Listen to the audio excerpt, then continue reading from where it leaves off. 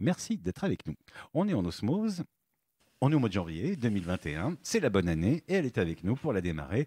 C'est Delphine Garnier. Ouh, j'ai fait de la poésie. Bonjour Delphine. Bonjour Serge, Comment ça va? ça va bien, merci beaucoup. Comment s'est fini ce cochon Le rat, de... le rat. C'était le rat là? Oui, c'était le rat de terre au Ah, mois je de croyais que c'était le décembre. cochon. Ah non, C'était en novembre. c'était en Ah bah, novembre, Serge, c'était en novembre. j'ai sauté un truc. Non, non, décembre, c'était le rat de terre. Alors le rat de terre. Double rat, Dis donc, c'était le il nous double en a rat. emporté quelques-uns là, parce que Ah beaucoup de oui, gens sont décédés là. Robert oui, Hossein, enfin pas mal c'était d'artistes. encore une grande vague, un grand départ. Le rat a donné sa dernière impulsion. Ça, c'est un style du rat, ça. La vague, elle Bah, c'est se... une possibilité, c'est une porte qui s'ouvre pour ce qu'on peut appeler les grands départs aussi, oui. Oui, Bah, ça a été le cas. On a perdu énormément de gens en 2020, de toute façon. oui, L'année du rat. oui. Ah L'année oui. du rat et Tiens, je beaucoup. viens de faire le rapport là. Ah. Et en décembre, ça a été aussi une belle collection de Oui, je m'en départs. suis aperçue aussi, Serge. Je me disais, ils ont fait une rétrospective justement de tous ceux qui étaient partis en décembre. Mais je dis, c'est quand même mois du rat, année du rat. Effectivement, beaucoup de décès, beaucoup de départs. Je pense que le rat, c'est une énergie quand même très, très Ah bah particulière. oui, c'est le cas de le dire. En plus, c'est pas le genre de choses que je remarque d'habitude, mais c'est vrai que cette année, à force d'entendre tous les 2 jours à peu près un décès d'un artiste ou d'un homme politique ou quoi, je me suis dit quand même, c'est bizarre. Oui, Enfin bref, balayons tout ça. oui. 2021 est fini pour les Européens, mais pas pour les Chinois. Alors, pas pour l'astrologie chinoise, parce que nous sommes toujours dans l'année du rat, jusqu'au 3 février 2021. Et 3 février 2021, on change d'année énergétique. Et là, on va pouvoir dire enfin au revoir au rat qui nous a tant perturbés. Mais ce que je dois dire, Serge, c'est que ce mois de janvier, qui est le dernier mois où le rat peut quand même s'exprimer, il se calme énormément et il est même en train de s'éteindre. Qu'il crève lui aussi. excusez excusez l'expression, mais finalement, il nous a coûté cher en âme, lui. Oui, oui. Mais donc le mois de janvier, qui est sous le signe du buffle de terre, Mhm. c'est une énergie charnière entre la fin d'une année et la préparation de l'année qui arrive. Le buffle de terre, c'est donc le signe de ce mois de janvier Janvier. 2021 qui correspond à décembre dans l'année chinoise, en fait. Oui, Enfin, c'est le dernier mois de l'année voilà, chinoise. c'est le dernier C'est un mois. petit peu bizarre, là. Le Voilà. buffle, c'est toujours le dernier de l'année, hein. En énergétique chinoise, le buffle, c'est le dernier. Alors, qu'est-ce qui nous amène? Ça, c'est de l'énergie tranquille, c'est la force tranquille, non, le buffle, c'est Alors, quoi? c'est comme on peut s'imaginer un buffle, effectivement, dans la savane. Le buffle, c'est solide, c'est fort, c'est aussi déterminé et c'est un travailleur, c'est un bosseur. Mais contrairement à l'énergie du rat, le rat qui, lui, je vous en avais déjà parlé, qui n'a pas les pieds sur terre, qui n'est pas ancré, qui n'est pas dans la possession, qui n'est pas dans le palpable, dans le matériel, lui, le buffle, bah, il y est complètement. Ah bah oui, Alors, lui, il est non, bien ancré, ça c'est le cas alors, de le dire. il est bien ancré, il est lourd, contrairement. Alors, le rat et le buffle, hein, c'est un peu les opposés quand même, hein. Le rat qui est tout petit, qui se faufile partout, qui s'adapte, qui est mobile, qui est vif, qui voyage partout, qui n'a pas de limite. Le buffle, lui, il est limité dans son périmètre, dans son territoire. Donc, deux énergies complètement différentes. Et donc, janvier, c'est vraiment un mois important pour dire au revoir à l'année du rat et accueillir la nouvelle année qui va arriver. Et préparer la nouvelle année. Donc, qu'est-ce qu'on en fait de cette énergie-là? On range ses valises, on Alors, nettoie la maison, c'est qu'est-ce qu'on propice à quoi, oui. qu'est-ce qu'on fait de cette année-là? Alors, comme le rat, il nous a forcé, c'est une suite logique, hein, le rat nous a forcé à sortir de notre zone de confort, était là pour faire du nettoyage, de l'épuration à tous les niveaux et tester notre capacité d'adaptation. Lui, le buffle, au contraire, il est là pour nous dire stop, on se pose. On se pose, on réfléchit, on se recentre, on s'ancre. On fait un peu le bilan de ce qui s'est passé cette année. Je ne sais pas si vous vous souvenez, Serge, j'en en avais parlé. Je disais, le changement, c'est maintenant, au mois de décembre, avec Oui. le double rat. Le changement, c'est maintenant. Bon, bah là, le changement, normalement, est fait. Et là, on doit l'ancrer dans la matière.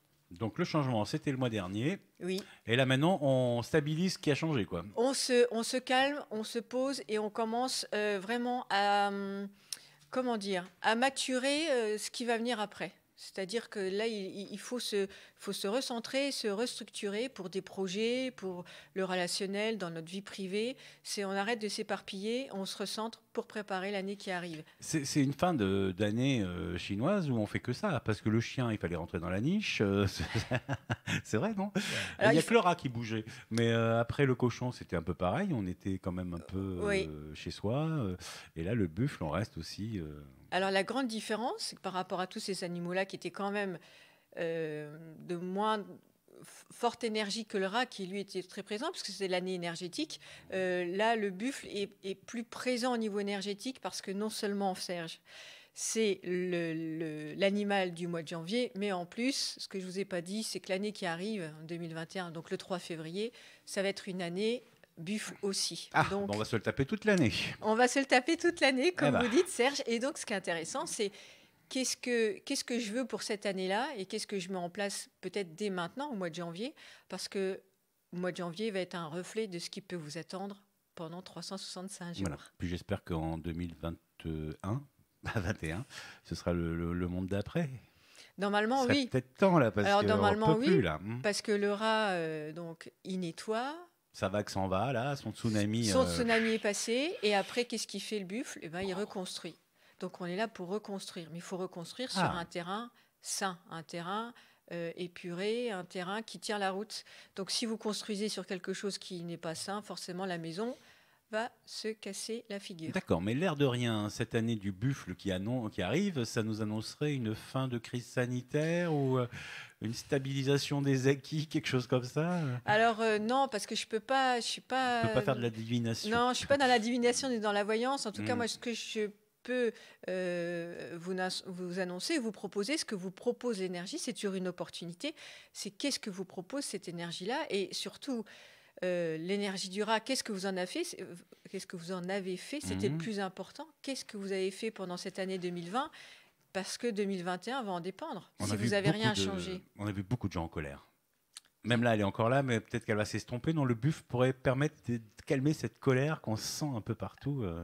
Impressionnante d'ailleurs, je trouve. Oui, parce que là, on a eu la vague, le double rat du mois de décembre. Alors là, ça nous a encore propulsé. C'était la dernière impulsion. Donc effectivement, ça nous a emmenés dans nos travers et dans nos extrêmes. Dans nos extrêmes, et vraiment au niveau émotionnel, parce que l'eau, j'en avais déjà parlé, l'eau c'est l'émotion, c'est vraiment l'émotionnel.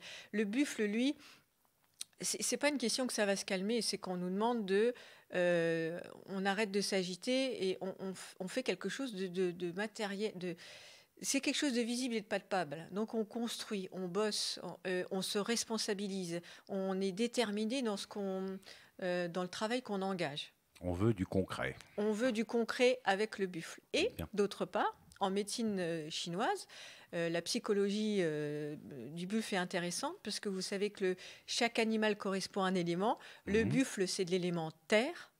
Élément terre. Oui, ce que j'allais dire. En deux mots. Si ça n'avait pas été la terre, ça m'aurait surpris quand même, parce que là, on est très terrestre, terrien. Et donc, le mois de janvier, non seulement c'est un buffle qui est terre à la base, mais en plus, il est accompagné de l'élément terre, c'est un double terre. Et en médecine chinoise, la terre, ça correspond, là, je ne vais pas vous faire un cours, mais ça correspond à l'organe rate, chaque organe correspond à un élément. La rate, c'est de la terre, donc la terre est égale à la rate. Et qu'est-ce que la rate? C'est notre intellect. En psyché chinoise, la rate correspond à l'intellect. Donc, capacité de voir les idées claires, de réfléchir, de mémoriser. Pour les étudiants, je pense aux étudiants surtout au mois de janvier, souvent il y a des partiels. La rate, c'est celle qui va être la plus stimulée dans le corps humain, parce que c'est mémorisation, concentration, idées claires, etc. Pour faire un petit clin d'œil à la bande dessinée, c'est Dilate la rate, non? Un des personnages d'Is No Good. Dilate la rate, oui, c'est ça. C'est ça. À la période, on va dilater.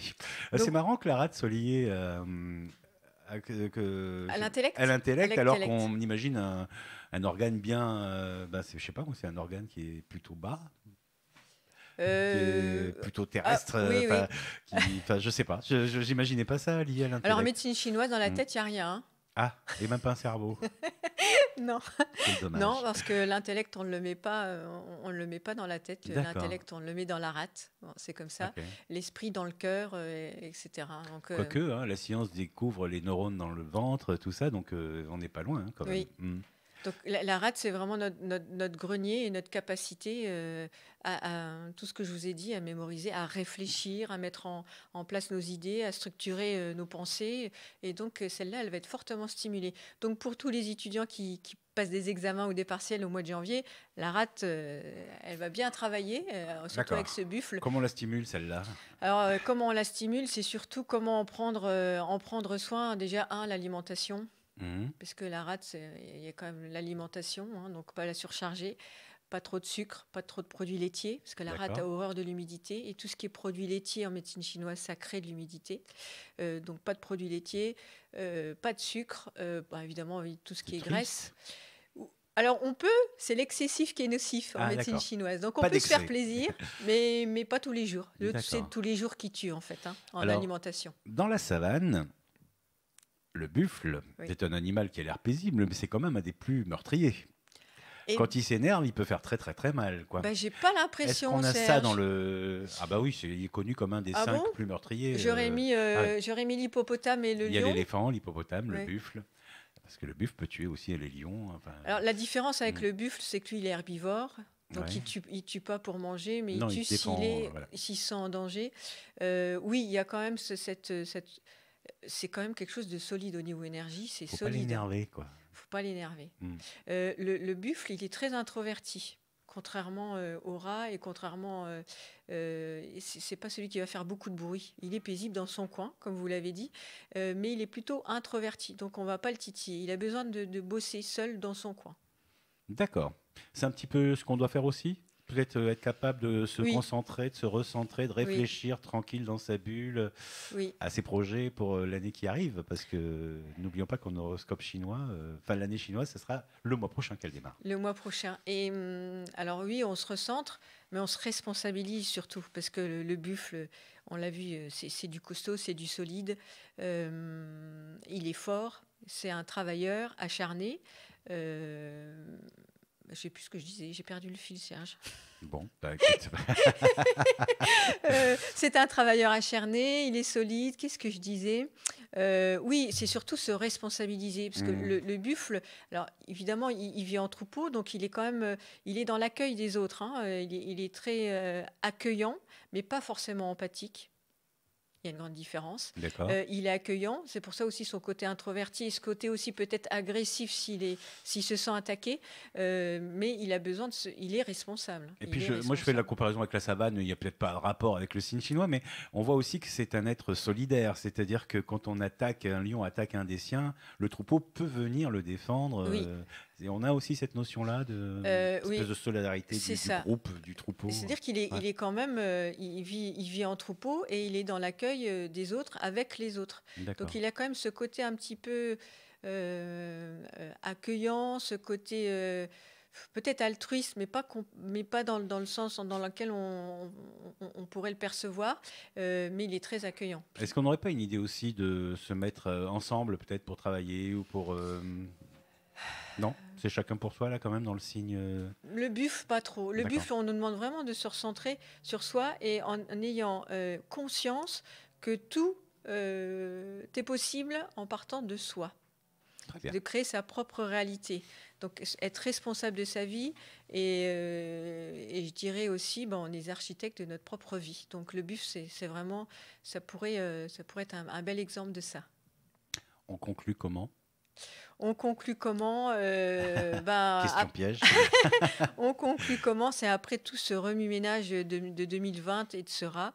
Il faut calmer son esprit, se recentrer sur soi, arrêter d'être agité par tout ce qui se passe autour de nous et prendre conscience qu'on a notre libre arbitre, notre propre responsabilité et que une grande partie de notre vie dépend avant tout de nous. Bien. Le mois prochain, on parlera donc du buffle, mais pour l'année, et puis du prochain signe, c'est-à-dire celui de février. Février. Alors là, il y a aussi une chose, Serge, c'est que le buffle, c'est le dernier animal de l'hiver. Donc on est quand même tendance encore, évidemment, à se recentrer et à rester à recharger nos batteries, parce qu'effectivement, à partir du 3 février, on sera dans la nouvelle année chinoise, mais en plus dans le premier animal du printemps, parce que le 3 février, c'est le printemps énergétique. Oui, c'est le carnaval et tout qui arrive, là. Voilà, et donc là, il va falloir sortir son énergie.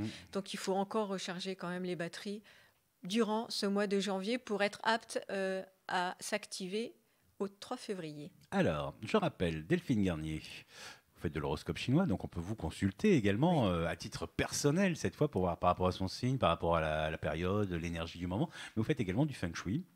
Oui. Donc vous nous aidez à gérer notre intérieur, notre espace, même l'extérieur, le jardin aussi. Oui, le terrain, les jardins, tout ce qui entoure. Comment on vous contacte ? Alors, sur mon site internet, www.delphine-garnier.fr, et puis sinon par téléphone 06 29 49 87 75. Pour toute consultation, donc c'est des consultations en développement personnel, ce qui peut être très intéressant.